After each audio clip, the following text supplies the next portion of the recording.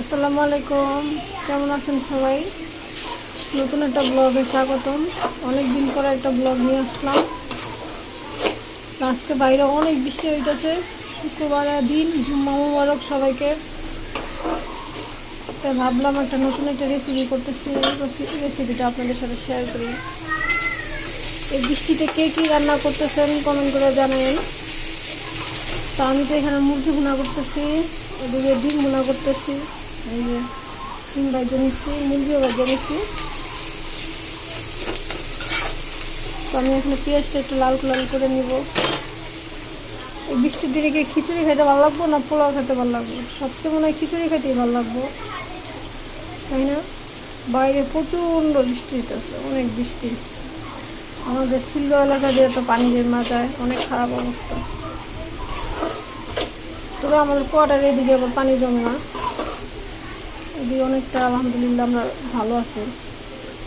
কিন্তু আজকে যে পরিমাণ বৃষ্টি হইতেছে মনে হইতেছে দিন হয়ে। তো আমার এখানে মশলাটা কিন্তু কষানো অলরেডি হয়ে গেছে। এই যে মশলার তেল ফেরা দিচ্ছে, তাও আমি আর একটু কষাই নিব। আমি এখানে সব রকমের মশলা দিয়ে রেখেছি। তো আমি এখানে হচ্ছে আলু আর মুরগি মাংসটা দিয়ে দিব। তো আমি এখানে কিন্তু মাংসটা দিয়ে নিচ্ছি, মাংসটার আলুটা।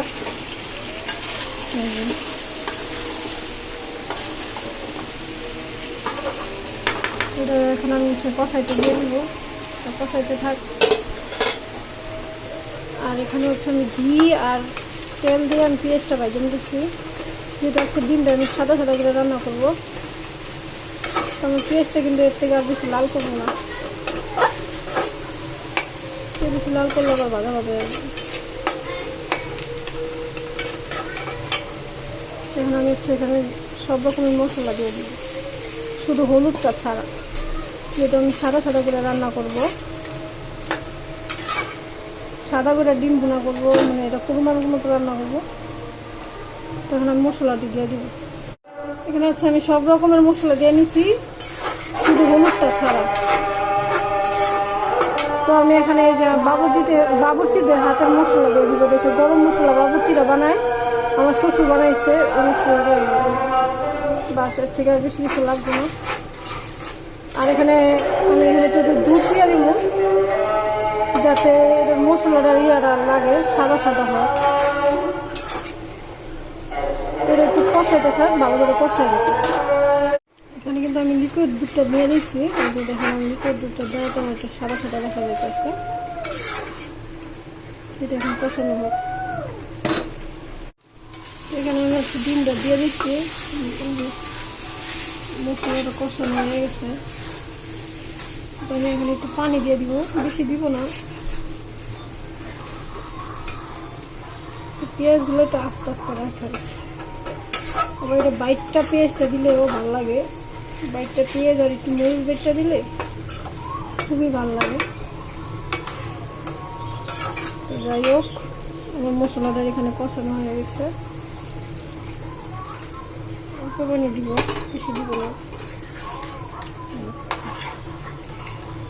নামানোর সময় শুধু জিরা বাটাটা দিয়ে নামানো।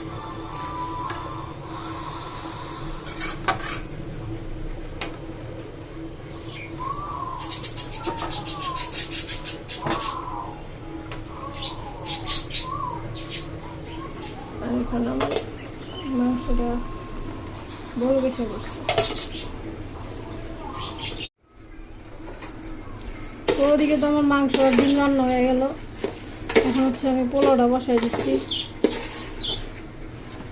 আর এদিকে দেখেন গ্যাসও কমে গেছে। মাংসটা আবার পোলাও চালটা আবার ভাজা ভাজা করে নিই। আর এখানে আমি যত কাপ চাল নিয়েছি তার তো দ্বিগুণ পানি দিব। আপনারা চাল দেওয়ার সময় একটা যেটা দিয়ে পানি দিতে পারবেন ওটা দিয়ে মাইপা নিবেন, তাহলে ভালো করে জিনিসটা ইয়ে করতে পারবেন। এখানে হচ্ছে আমি সব মশলা টসলা দিয়ে আদা রসুন দিয়ে একবার ভাজা নিতে। অথচ দেখেন গ্যাসটাই গেছে না, কি যে একটা বিরক্তিকর ব্যাপার। আমি গরম পানি করতে দিচ্ছি, এভাবে এখনো কিন্তু আমি লবণ দিই নাই, লবণটা আমি দিব পরে।